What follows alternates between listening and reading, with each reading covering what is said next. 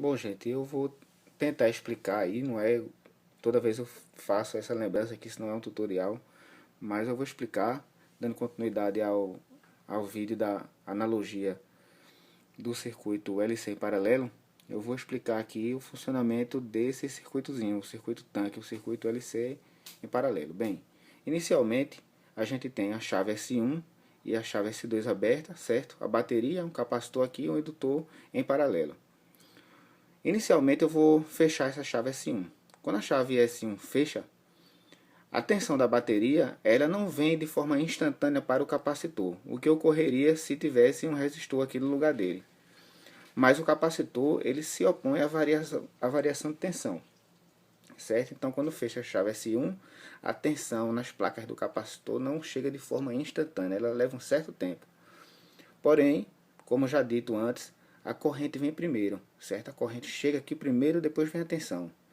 Então, inicialmente, o capacitor vai se comportar como um curto-circuito. Ele vai começar a se carregar, as linhas de campo elétrico aqui vão aumentar entre as placas e ele vai começar a acumular energia em forma de campo elétrico. E as cargas vão ficar aqui acumuladas, né, nas placas do capacitor, certo?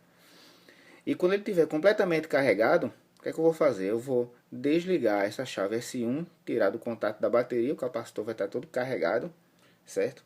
E eu vou ligar a chave S2, para que toda a energia do capacitor seja transferida para o indutor L.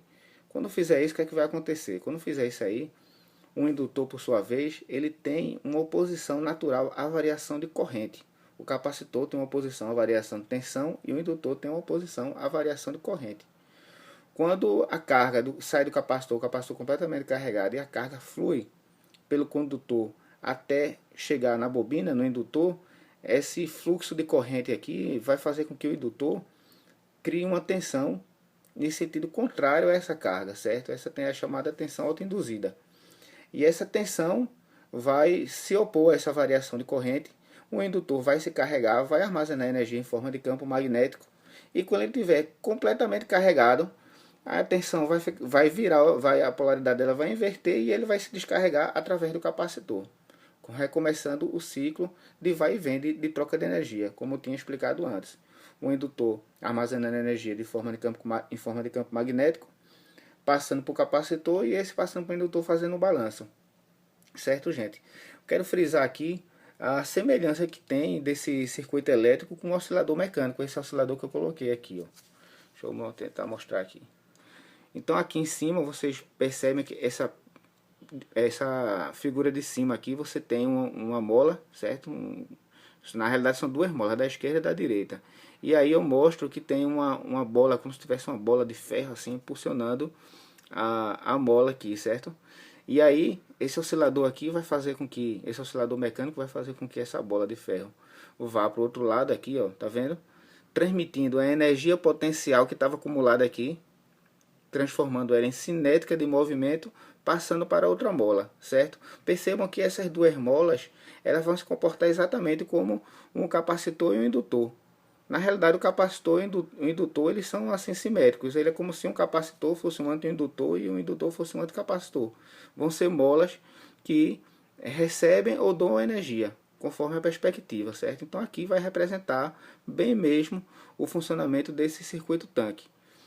Transmitindo energia, aqui acumulando, num certo momento acumulando a energia potencial, depois transformando ela em energia de movimento, transferindo para o outro lado acumulando, e esse vai ficar nesse vai e vem. Vai chegar um momento que esse vai e vem vai ficar assim, ele começa, a oscilação começa no máximo, ele vai perdendo, como eu dito antes, né, a entropia, vai fazendo com que a energia vá se dissipando no meio, até que ela chegue a zero. E para eu manter, se eu fizer um oscilador, para eu manter esse oscilador constantemente funcionando, como eu disse antes, eu tenho que fornecer uma energia do meio externo ao sistema, né? Porque o sistema fechado vai ficar desse jeito aqui. Então, esse meio externo, na prática, seria uma bateria e um transistor para controlar as oscilações. Quando tiver esse circuito chegar na ressonância, que é algo que eu vou falar posteriormente, as oscilações vão se manter e o circuito vai funcionar perfeitamente.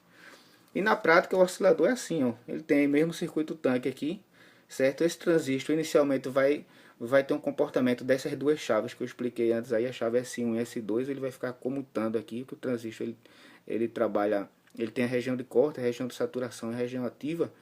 E nesse oscilador, que é conhecido como oscilador Hartley, com uma alimentação paralela, ele vai ter a função daquelas chaves, e quando a, as oscilações estiverem numa certa ressonância, numa certa frequência de ressonância, ele vai manter essas oscilações.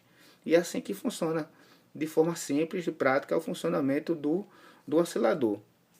O que é interessante, gente, é que a natureza da onda eletromagnética ela tem, né, como o próprio nome já diz aí, uma parte, uma face magnética, uma face elétrica. O campo elétrico variando vai fazer criar um campo magnético que vai, por sua vez, vai variar e criar um campo elétrico, e a onda eletromagnética vai surgir entre as duas.